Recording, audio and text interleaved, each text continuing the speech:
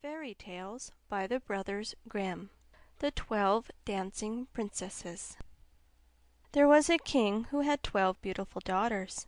They slept in 12 beds, all in one room, and when they went to bed the doors were shut and locked up. But every morning their shoes were found to be quite worn through, as if they had been danced in all night, and yet nobody could find out how it happened, or where they had been. Then the king made it known to all the land that if any person could discover the secret, and find out where it was that the princesses danced in the night, he should have the one he liked best for his wife, and should be king after his death. But whoever tried and did not succeed after 3 days and nights should be put to death. A king's son soon came. He was well entertained, and in the evening was taken to the chamber next to the one where the princesses laid in their 12 beds. There he was to sit and watch where they went to dance, and in order that nothing might pass without his hearing it, the door of his chamber was left open. But the king's son soon fell asleep, and when he awoke in the morning he found that the princesses had all been dancing, for the soles of their shoes were full of holes. The same thing happened the second and third night. So the king ordered his head to be cut off. After him came several others, but they all had the same luck, and all lost their lives in the same manner. Now it chanced that an old soldier who had been wounded in battle, and could fight no longer, passed through the country where this king reigned. And as he was travelling through a wood, he met an old woman, who asked him where he was going. "I hardly know where I am going, or what I had better do," said the soldier, "but I think I should like very well to find out where it is that the princesses dance, and then in time I might be a king." "Well," said the old dame, "that's no very hard task. Only take care not to drink any of the wine which one of the princesses will bring to you in the evening, and as soon as she leaves you pretend to be fast asleep." Then she gave him a cloak and said, "As soon as you put that on you will become invisible, and you will then be able to follow the princesses wherever they go." When the soldier heard all of this good counsel, he determined to try his luck. So he went to the king and said he was willing to undertake the task. He was as well received as the others had been, and the king ordered fine royal robes to be given him. And when the evening came he was led to the outer chamber.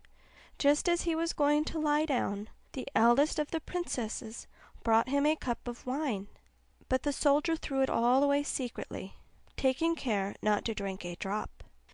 Then he laid himself down on his bed, and in a little while began to snore very loudly, as if he was fast asleep.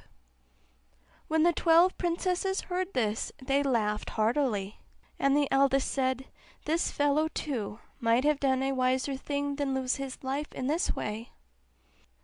Then they rose up and opened their drawers and boxes, and took out all their fine clothes, and dressed themselves at the glass, and skipped about as if they were eager to begin dancing.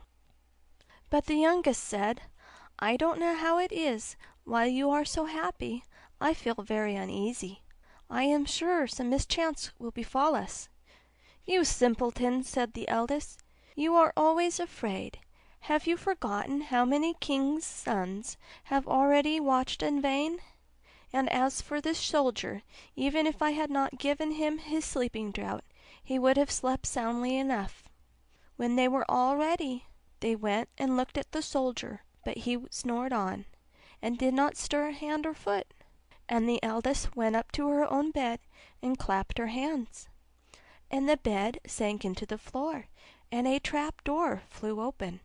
The soldier saw them going down through the trap door, one after the other, the eldest leading the way. And thinking he had no time to lose, he jumped up, put on the cloak which the old woman had given him, and followed them.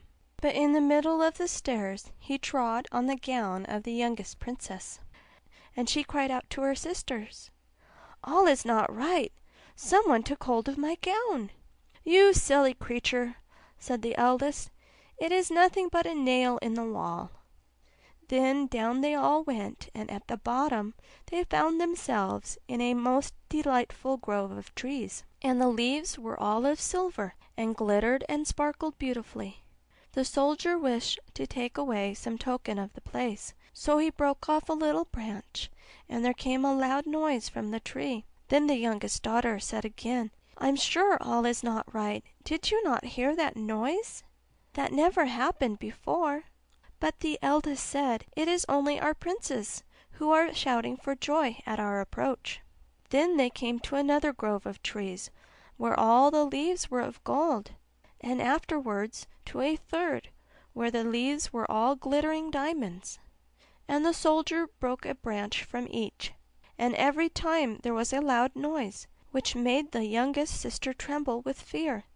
But the eldest still said it was only the princes, who were crying for joy. So they went on till they came to a great lake, and at the side of the lake there lay 12 little boats with 12 handsome princes in them, who seemed to be waiting there for the princesses.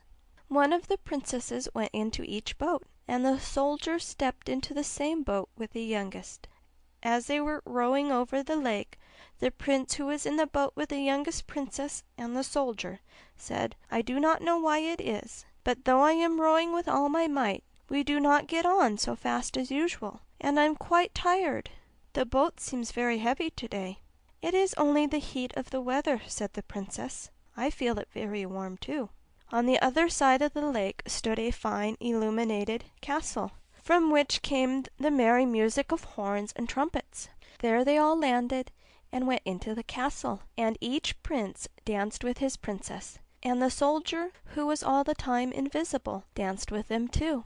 And when any of the princesses had a cup of wine set by her, he drank it all up, so that when she put the cup to her mouth it was empty.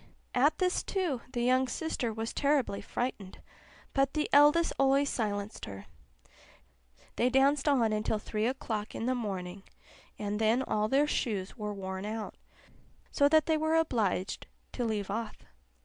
The princes rowed them back again over the lake, but this time the soldier placed himself in the boat with the eldest princess, and on the opposite shore they took leave of each other, the princesses promising to come again the next night. When they came to the stairs, the soldier ran on before the princesses and laid himself down, and as the 12 sisters slowly came up, very much tired, they heard him snoring in his bed. So they said, "Now all is quite safe." Then they undressed themselves, put away their fine clothes, pulled off their shoes, and went to bed. In the morning the soldier said nothing about what had happened, but determined to see more of this strange adventure, went again the second and third night, and everything happened just as before. The princesses danced each time till their shoes were worn to pieces, and then returned home. However, on the third night the soldier carried away one of the golden cups as a token of where he had been. As soon as the time came when he was to declare the secret, he was taken before the king with the 3 branches and the golden cup, and the 12 princesses stood listening behind the door to hear what he would say. And when the king asked him, "Where do my 12 daughters dance at night?" he answered, "With 12 princes in a castle underground."